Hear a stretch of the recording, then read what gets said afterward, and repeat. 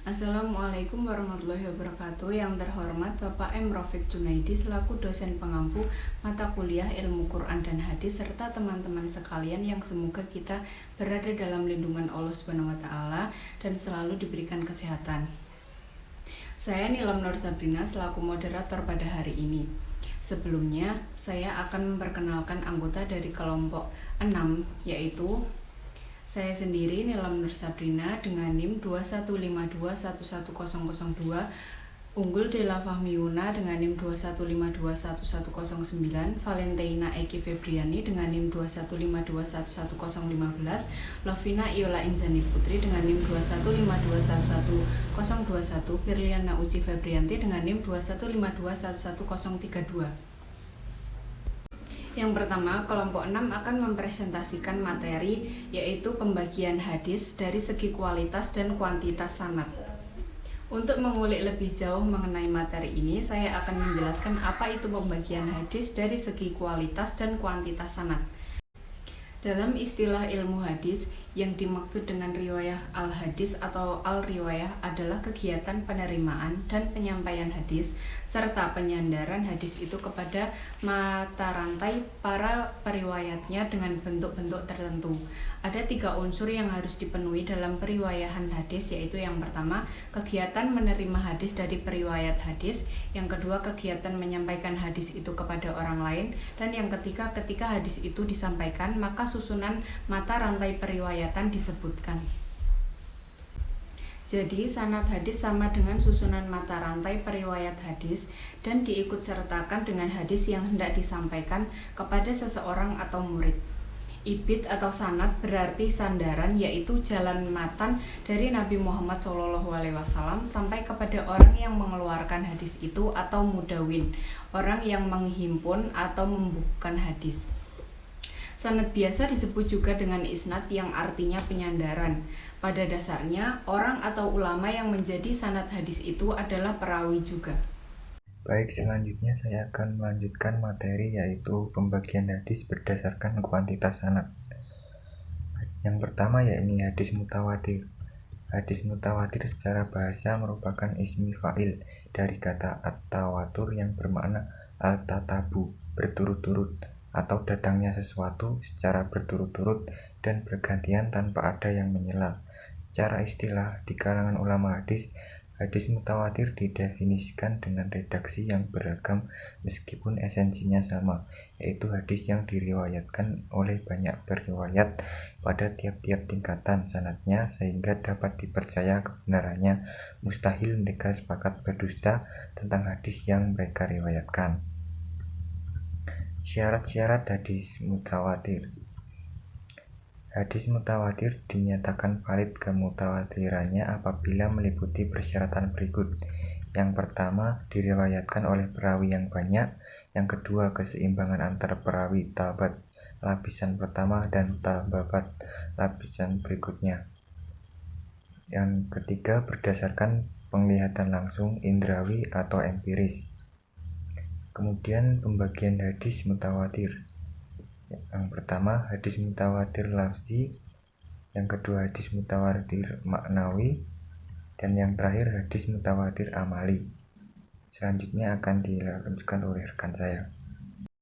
Pembagian hadis ahad. Dalam hadis ahad terbagi dalam 3 kelompok. 1. Hadis masyhur. Hadis masyhur menurut bahasa ialah al-intishar wal ajuzu, artinya sesuai yang tersebar dan populer. Yang kedua adalah hadis aziz. Menurut bahasa, hadis aziz berarti mulia, kuat atau sedikit.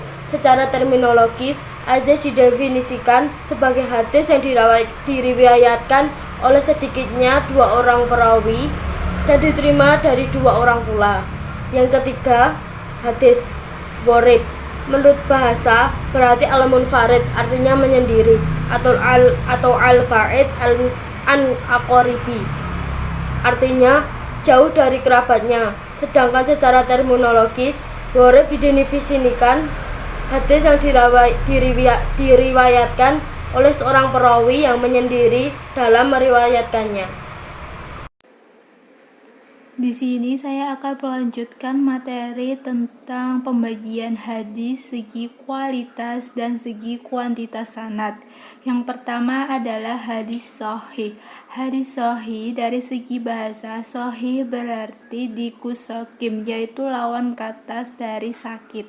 Sedangkan dari segi istilahnya, hadis sahih adalah hadis yang sanadnya bersambung, diriwayatkan oleh perawi yang adil dan dhabit dari sejak awal hingga akhir sanad tanpa adanya syad dan ilat. Pengertian hadis hasan. Hadis hasan adalah hadis yang bersambung sanadnya, diriwayatkan oleh rawi yang adil, yang rendah tingkat kekuatan daya hafalnya, tidak rancu dan tidak bercacat. Dari definisi-definisi tersebut di atas dapat dikatakan bahwa hadis hasan hampir sama dengan hadis sahih, hanya saja terdapat perbedaan dalam soal ingatan perawi. Pada hadis sahih, ingatan atau daya hafalannya harus sempurna, sedangkan pada hadis hasan, ingatan atau daya hafalannya kurang sempurna. Dengan kata lain, bahwa syarat-syarat hadis hasan dapat diperinci sebagai berikut. Yang pertama adalah perawinya adil, yang kedua perawinya dhabit tetapi kedhabitannya di bawah kedhabitan perawi, yang ketiga hadis hasan, yang keempat tidak terdapat kejanggalan atau syad, yang terakhir adalah tidak ada ilat atau cacat. Baik, di sini saya akan menjelaskan tentang hadis dhaif. Hadis dhaif menurut bahasa berarti hadis yang lemah atau hadis yang tidak kuat. Secara istilah, di antara para ulama terdapat perbedaan rumusan dalam mendefinisikan hadis dhaif ini. Akan tetapi, pada dasarnya, inti isi dan maksudnya adalah sama. Lalu selanjutnya ada macam-macam hadis dhaif. Yang pertama, pembagian hadis dhaif ditinjau dari segi terputusnya sanad. Yang pertama ada hadis mu'allaq, yaitu menggantungkan sesuatu pada sesuatu yang lain sehingga ia menjadi tergantung. Yang kedua ada hadis mursal, yaitu hadis yang gugur dari akhir sanadnya. Yang ketiga ada hadis munqati, yaitu hadis yang sanadnya terputus di bagian mana saja. Yang keempat ada hadis mu'anan. Yang kelima ada hadis mudal, yaitu hadis yang jika keterputusan secara berturut-turut dan terjadi di tengah-tengah sanad. Lalu ada hadis mauquf.